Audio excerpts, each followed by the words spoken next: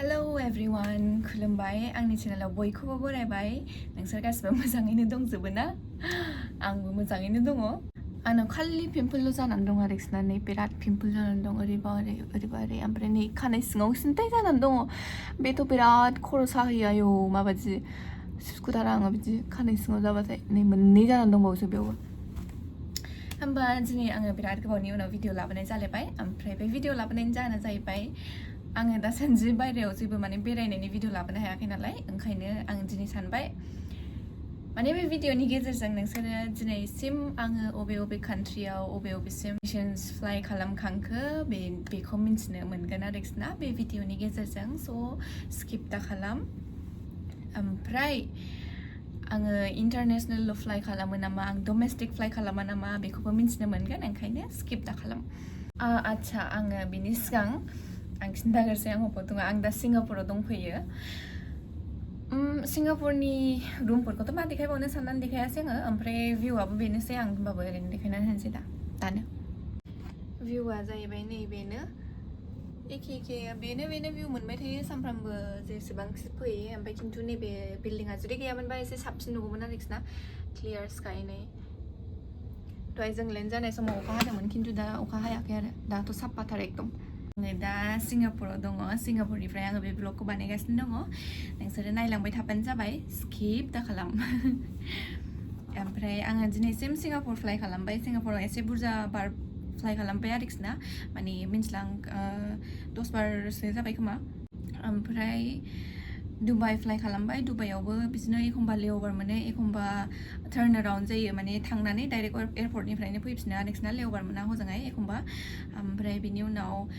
Australia fly खालामखांबाय अस्ट्रेलियायाव जों मोननै सिटियाव थाङो मोनसेया जाहैबाय सिडनी मोनसेया जाहैबाय मेलबर्न सान्दुङा दाथार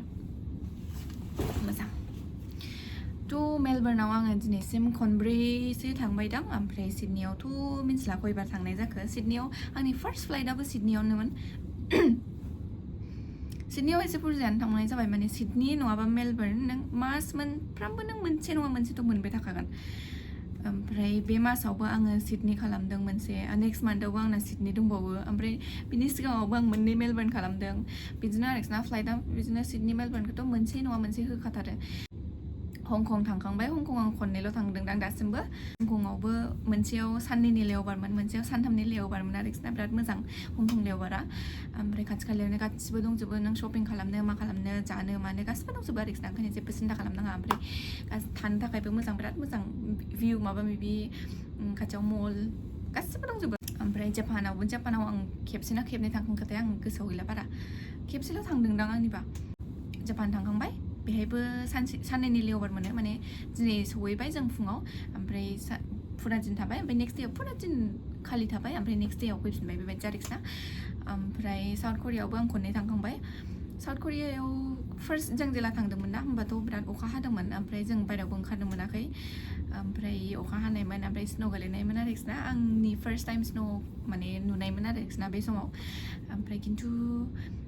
साजों नुवाखै आरो ना आं रुम सिंनिफ्रायसो नुदों रुम सिङाव दंमोन आङो होमबा स्न'फल जागासिनो दंमोन ओमफ्राय दसेनो थांफिनदों आरो फार्स्ट स्न'मोन बे फार्स्ट स्न'फल साउथ करियायाव माने सिजननि ओमफ्राय सेकेन्ड टाइम थांनायाव जोङो बायरायाव ओंखारदों आरो ओमफ्राय बिसिनि हानबक माबि बिसिनि ट्रेडिसनेल ड्रेसफोरा बेफोरखौ गानबाय ओमफ्राय टेम्पल बेरायबाय ओमफ्राय नामसान टावार बेरायबाय बिदिनो एसे एक्सप्लर खालामबाय आरोखि ना साउथ करियाखौ ओमफ्राय बिनि उनाव मा लेअभार दंबावो जोंना इउकेआव जों थाङो लण्डन ओमफ्राय बार्मिंहाम लण्डनावबो मिन्थिला खयबार थांखांखो ओमफ्राय बार्मिंहामावबो बिदिनो खनब्रैसोल' जादों खोमा ओमफ्राय लण्डन फ्लाइटआबो मोनलाबाय थायो बिदिनो बादुरुथार लण्डन फ्लाइटआबो डाइरेक्ट फ्लाइटबो दङ ओमफ्राय अमृतसराव थांग्रोनानै अमृतसराव थाहैनानै आरो अमृतसरनिफ्राय हजोंहाय थांनायबो दङ कचिनिफ्राय लण्डनबो थाङो कचिनिफ्राय बार्मिंहामबो थाङो ओमफ्राय बेंगालरनिफ्रायबो थाङो ओमफ्राय माने लेअभार मोनग्रो आरोखि ना जोङो इन्डियायावनो ओमफ्राय बेनिफ्राय बै सिटिनिफ्राय लण्डन थांगोन बा बार्मिंहाम थांगोन बेबायदि आरोखि ना आहमेदाबादनिफ्रायबो थाङो बिदिनो एकदम माने बैहाय लांगोरगोन बिनि उनाव बैहाय लांगोन बिनि उनाव बैहाय लाबोफिनगोन बेबायदि आरोखिना जोंना पेटार्ना बेबायदि दङ 6 daysनि पुरा 6 daysनि थाखाय नों न'आव थानाय नङा आरोखिना बायरा बिदिनो फ्लाइ खालामबाय थानांगौ आं सुखुथारा बे पेटार्नखौ मोनाबानो हामगौ सानथारो आं खिन्थु मोनलाबायो एखमबा बेबायदिनो ओमफ्राय इजराइल फ्लाइ खालामो जोङो खिन्थु इजराइलाव आं दिनैसिम फ्लाइ खालामाखै आरोखिना माने इजराइलनि फ्लाइटखौनो दासान्दि स्टप खालामनानै दंथ'यो खोमा मानोना दासान्दिथ' बिदिनो वार माबा माबि जालुबाय थायोना बैहाय जालुगासिनो दंमोन दाबो जागासिनो खोमा आंथ' मिन्थिया आं निउसबो जेबो नाया ओंखायनो नाइरबिबो दङ केन्या बे साउथ आफ्रिकायावबो आं दिनैसिमबो थांफेराखै मिन्थिया माला मोनगोन आङो ओमफ्राय जोंना जाहैबाय मेरला डेस्टिनेशन्स दंबावो भियेना मिलान पेरिस एमस्टारडाम US फ्लाइट्स USआव जोंना 787 आंनि एयारक्राफ्टआ 787 नालाय गिदिर एयारक्राफ्ट आरोखिना बेयो ओमफ्राय बियो US सिम खालि वाशिंटन DC आवल' थाङो जोंनि एयारक्राफ्टआ ओमफ्राय दा बेखौबो 777 एयारक्राफ्टआव लांगोन एबा 350 एयारक्राफ्टआव लांगोन आरोखिना बेखौथ' नोंसोरो मिन्थिबाय मिन्थियाबा नोंसोर अनलाइन सार्चबो खालामनो हागोन आरोखिना 320 माने डिफारेन्स 320 350 787 777 737 बेफोर एयारक्राफ्टनि डिफारेन्सआ मा बेफोरखौ मिन्थिबानो माने सार्च खालामना नायबानो मिन्थिगोन आरोखिना बेफोर माबायदि ओमफ्राय थ' दा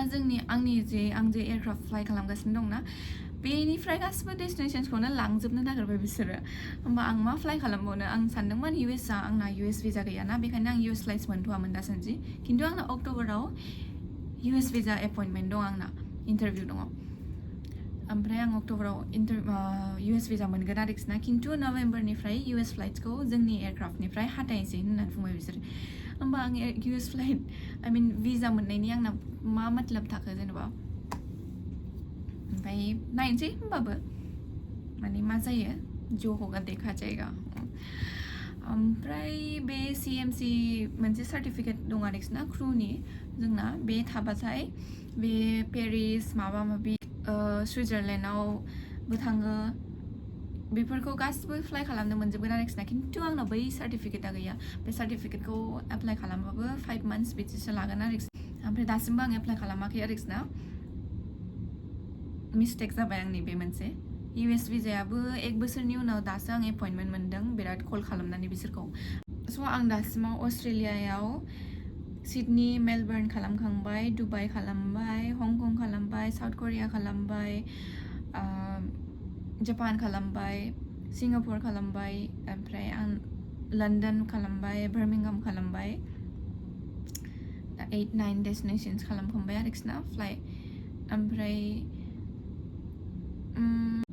मोननैल' बाखि दंसै आंनाव जे माने US भिजा नाङा बा बै सार्टिफिकेटखौ नाङा जेबो नाङालासिनो फ्लाइ खालामनो मोननाया माने माखासे डकुमेन्टस दं आरोखिना बेजों थांनो हायो स' बे खालि आंनाव दा इजराइल फ्लाइटआथ' स्टप खालामनानै दङ ना स' आं दा नाइरबियावल' थांनांसिगौ आरोखिना होमबाना आंना फुलफिल जाबाय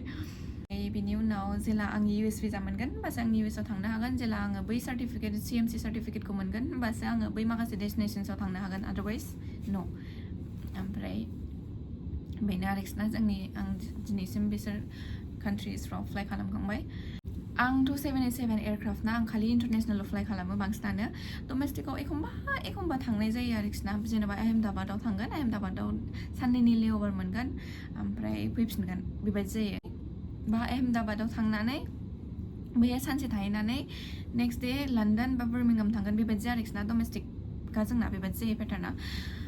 दा आंना फिसा एयारक्राफ्टनि ट्रेनिं फैगासिनो दङ नभेम्बराव जागोन जै बेहाय ट्रेनिं बेहाय कमप्लिट खालामखांनायनि उनावबाथाय आं डमेस्टिक फ्लाइ खालामगोन बेबायदिनो गुवाहाटि लेअभार मेबि ओमफ्राय गासिबो बिदिनो डमेस्टिक सेक्टर्स खालामगोन आरोखिना 3 गाहाम 3 गाहाम सेक्टर फ्लाइ खालामनांसिगोन आङो ओमफ्राय 787आव इन्टारनेसनेल बारा मोननाय नंला आरोखिना साननोनो बायो आङो डमेस्टिकबो फ्लाइ खालामसिगोन होननानै खिन्थु अरजाया आरो इन्टारनेसनेल मोननैसो मोनबाबो जाय नै ओरैनोबाबो दाबो जों बारा फ्लाइटखौनो मोनखाया 2-3ल' मोनखायो स' इट्स अके मोननै इन्टारनेसनेल फ्लाइट मोनदो ओमफ्राय माखासे डमेस्टिक होबाबो जाबाय ओमफ्राय 320 निफ्रायबो माने बै फिसा एयारक्राफ्टनिफ्रायबो जोंना इन्टारनेसनेल फ्लाइट्सबो दं आरोखि ना माने इन्टारनेसनेल डेस्टिनेशन्सबो दङ बे जाहैबाय थाइलेण्ड थांगोन भियेटनाम थांगोन मालयेशिया थांगोन ओमफ्राय दहा थांगोन आरो बिदिनो माखासे सिंगापुरबो फैयो बिदिनो दं आरोखि ना डेस्टिनेशन सो आङो होप खालामबाय जो होगा अच्छे के लिए होगा जो होगा देखा जाएगा जो होता है अच्छे के लिए होता है आं बेबायदिनो गावखौ मटिभेट खालामनानै दंगासिनो आरोखि ना ओंखायनो दिनैनि भिडिअआ बिसिमनोसै आं पेक रायलायबाय थाबाय बिरादनो गैला जेबो होननांगौ बाय बाय माबाफोर मिन्थिनो लुगैदोंबा कमेन्ट सेक्सनाव खिन्थाबानो जाबाय ओमफ्राय आं उन्दुनानै सिखारदोंमोन ना ओंखायनो आंनि आवाजआ बेबायदि जानानै दंगासिनो आरोखि ना ओमफ्राय उन्दुनो ओंखारनाय मानिबा आवाजजों आं दै लोंखांबाय खुगा मोखां सुखांबाय होमबाबो बेबायदि जानानै दंगासिनो दङ आङो 12थानिफ्राय 4थासिम उन्दुदों 4 घन्टा इनाफ ओमफ्राय गाबोन फुङाव थांफिनगोन जोङो सिंगापुरनिफ्राय आर्लि मर्निं थांगोन माने 5:30आव सिखारनांगौ ओमफ्राय 6:30आव हटेलनिफ्राय ओंखारलांगोन ओमफ्राय थांफिनसै गाबोन जोङो इन्डियान टाइम 12थायाव लेन्ड जागोन आरोखि ना इन्डियायाव 3 तारिख दिनै 29 अक्ट'बरनि 29 I mean दिनै सरि सेप्टेम्बरनि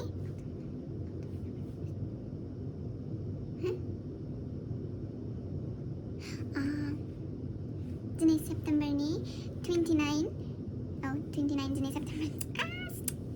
दिनै सेप्टेम्बरनि 29 ओमफ्राय जोङो 30 तारिखनि सानाव बेलासियाव सानसुआव आरोखि ना माने 12थायाव लेन्ड जागोन जों इन्डियायाव बेनो माला सानडे माला मानडे माला दिनै मा दे दिनै गाबोन मा जागोन दिनै मा जागासिनो दङ जेबो थालखौनो मोना बे cabin crew part of life होनजायो बेयो केबिन क्रूफोरनि बाय सान्दुं गैयाबासो साइससो नुदोंमोन माथो